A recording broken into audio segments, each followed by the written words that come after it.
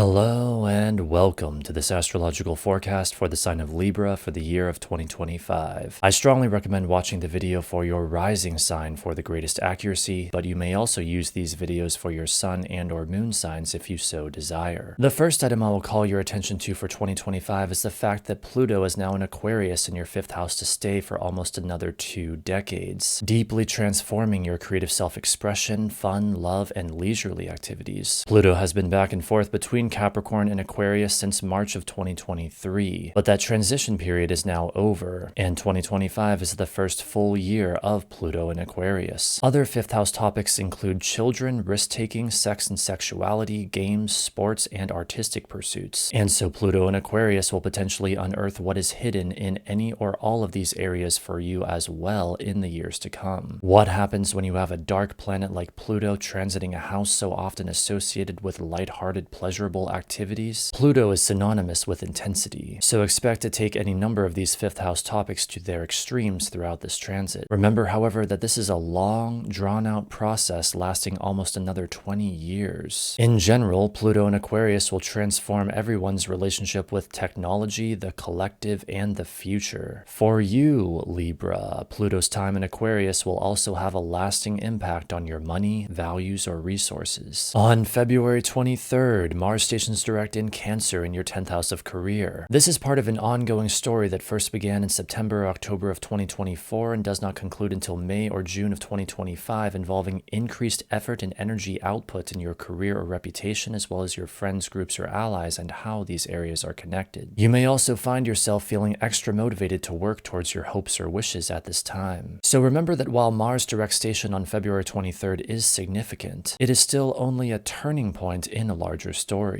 With Mars being opposite Pluto for so much of this transit, your actions or motivations will be continually challenged to transform. While this may be difficult at times, it is not something you should run from. Instead, utilize your Libran skills of strategy and impartial observation to achieve the proper balance and harmony in the areas thus affected, those again being your reputation and allies. In addition to your money, values, or resources, this transit will also have a lasting impact on your major relationships. On March 1st, Venus stations retrograde in Aries in your 7th house of relationships. This too is part of an ongoing story, but one that does not begin until January of 2025 and does not end until May of 2025, involving the reflecting on and reconsideration of your major relationships, as well as your work, health, schedule, or daily regimen, and how these areas are connected. Venus, a planet already signifying relationships to begin with, stations retrograde in your 7th house of relationships, making this Venus retrograde extra important when it comes to your relationships. The exact Venus retrograde itself lasts from March 1st through April 12th, during which time the effects of it will be at their most intense. Past relationships can also occasionally resurface at this time. For further clarification, consider this. Venus has an 8-year synodic cycle, meaning it retrogrades through almost the exact same part of the zodiac every 8 years, and thus you can look back in your life to what happened in March and April of 2017 and know that those themes will tend to repeat in some way this year during this Venus retrograde.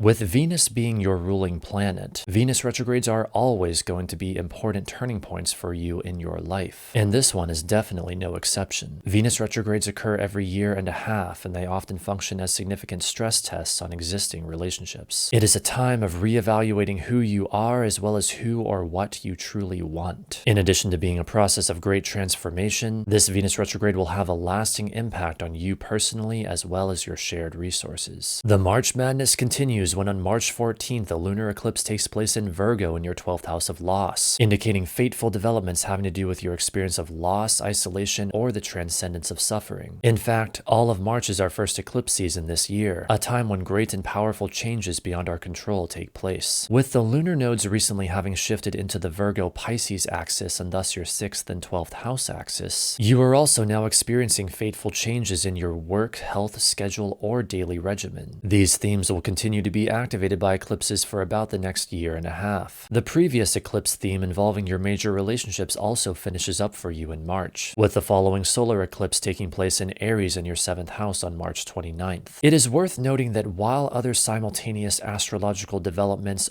are very much activating your relationship sector this year, the eclipses specifically, and the fateful changes they indicate, are moving away from that area of your life this year, finishing up something that began about 2 years prior. In other words, you will indeed experience major relationship developments as we just went over with the Venus retrograde, but the eclipses won't have much to do with them for the most part. Put simply, the eclipses in March of this year mark a shift of emphasis away from fateful developments in your relationships and towards fateful developments in your work, health, loss, or transcendence of suffering. On June 9th, Jupiter ingresses into Cancer in your 10th house of career, indicating growth, expansion, and good fortune in your career or reputation for the rest of the year, especially if you were born during the daytime. You may notice in the chart on screen, however, that as Jupiter makes this ingress, it is also square to Saturn in Aries in your 7th house of relationships, indicating that the growth or good fortune you experience in your reputation creates ongoing stress with challenges in your relationships. For example, becoming more prominent in your career could create friction with a close friend or romantic partner by limiting the amount of time you have to spend together. I wouldn't worry too much about this, however, as overall this is a very positive transit with Jupiter's exaltation in Cancer giving it great wherewithal and resources to handle the responsibilities demanded by Saturn. The Jupiter-Saturn square itself will also by this point soon become a thing of the past. Your best strategy is to allow the growth in your career to take place but keep it in check with reasonable limitations. In addition to your home and fun, this transit will have a lasting impact on your communication, travel, work, or health. On July 13th, Saturn stations retrograde conjunct Neptune in Aries and your 7th house of relationships. This is a big deal. The ingress of slow-moving Saturn and even slower-moving Neptune into Aries this year is one of the key indicators that 2025 is a year of great change, unlike anything we have seen for many years prior. It is, however, still only a preview of things to come, with both Saturn and Neptune retrograding back into Pisces by the end of the year and not being in Aries to stay until 2026. Specifically, Neptune will be in Aries from March 30th through October 22nd, during which time you will experience increased faith or idealism in your relationships. Though this will likely be tempered by the realism of Saturn when it too enters Aries on May 24th and remains there until September 1st, during which time you will experience increased realism, order, and discipline in your relationships. Difficult challenges, obstacles, or limitations may also take place, especially if you were born during the nighttime. When Saturn conjoins Neptune, confusing realities may take place in your relationships, and it is likely only through acceptance that you will find peace within them. Boundaries may begin to blur, for better or worse. Saturn will be within a 1-degree orb of Neptune from June 9th through August 4th, during which time the effects of the transit will be at their most intense. In addition to your work and health, this transit will have a lasting impact on your home, family, fun, love, and creative self-expression. On September 6th, Uranus stations retrograde in Gemini, trine Pluto in Aquarius. As with Saturn and Neptune, Uranus ingress into Gemini this year is another major indicator of 2025 being a year of great change. But also like Saturn and Neptune, it is still only a preview of things to come, with Uranus retrograding back into Taurus by the end of the year and not being in Gemini to stay until 2026. Specifically, Uranus will be in Gemini in your 9th house from July 7th through November 7th, during which time you will experience great awakening in your beliefs, spirituality, ideals, or what is foreign to you. When Uranus trines Pluto, sudden liberation of repressed fear or desire takes place in your beliefs as well as your fun or leisurely activities that ends up affecting your money, values, or resources. Remember, however, that this is only a preview of things to come for the next 7 years. Uranus will be within a 1-degree orb of Pluto from August 11th through October 28th, during which time the effects of the transit will be at their most intense. Due to the sudden nature of Uranus, however, I would pay particular attention to September 5th, 6th, and 7th, the days immediately before, during, and after Uranus exact retrograde station. Speaking of September 7th, that is also the day of a lunar eclipse in Pisces in your 6th house of work, indicating fateful changes in your work, health, schedule, or day-to-day activities. It also kicks off the main part of our second eclipse season this year, which technically begins on August 23rd and lasts until September 28th. Again, this is a time when great and powerful changes beyond our control can and do occur. The following solar eclipse on September 21st takes place in Virgo in your 12th house of loss, suggesting a time of fateful development developments involving your experience of loss, isolation, or suffering. Remember, however, that the 12th house is also the transcendence of suffering, often through things like spirituality. You are never condemned to just suffer. There is always something you can do to take at least some of your power back and ease your pain. Keep in mind that events signified by eclipses can take place on the exact date of an eclipse, between eclipses, or even between entire eclipse seasons. Eclipses are erratic and often unpredictable in this way. On November 4th, Mars in Sagittarius opposes Uranus in Gemini. While this is not as long-lasting of an event as what I would typically include in a yearly context, its effects are so potent that it may very well end up defining the entire final quarter of the year, and thus I decided it needed to be included. With Mars in your 3rd house opposite Uranus in your 9th house, a sudden challenge involving strong anger or motivation in your communication, travel, knowledge, or beliefs takes place. Your motivation for what is familiar is challenged by your awakening to what is unfamiliar. For example, a strong impulse to read or study could lead to a great spiritual awakening that could be very liberating or destabilizing. This will then have a lasting effect on your money, relationships, or leisurely activities. You will be rethinking what you truly value when it comes to your beliefs or spirituality for all of November and into December. More generally, when angry Mars opposes unpredictable Uranus, sudden fighting and rebellion can take place, and we will all see this manifest on an individual and collective level on or around November 4th. Remember in this context that anger does not mean you are doing anything wrong. It is simply an indicator of the need for a boundary. 2025 is a year of great change, and I am not just saying that. Astrologers like myself have had their eye on this year for at least half a decade now due to its powerful indicators of great change. It is not common at all that in one year we have Saturn, Uranus, and Neptune all changing signs, with Pluto just having changed signs not long before the year began. For you, Libra, deep changes and transformations have already begun in your fun, love, creative self-expression, or leisurely activities with Pluto now in Aquarius. You experience increased effort and energy output in your career as well as your friends or allies in the first half of the year with retrograde Mars stationing direct in Cancer. You reflect on your relationships when it comes to your work or health in March and April when Venus is retrograde. Eclipses shake things up in your work, health, daily regimen, or experience of suffering in March and September with the lunar nodes having shifted to the Virgo-Pisces axis. Growth or good fortune come to your career reputation from June onward when Jupiter ingresses into Cancer. Confusing relationship realities surface this summer when Saturn conjoins Neptune in Aries. Sudden liberation of repressed fear or desire in your fun and your beliefs takes place in early September when Uranus trines Pluto. Finally, your urge for spiritual awakening can be held back no longer when Mars opposes Uranus in early November. So I hope you have listened closely to all that I have here said, for 2025 is a year we will never,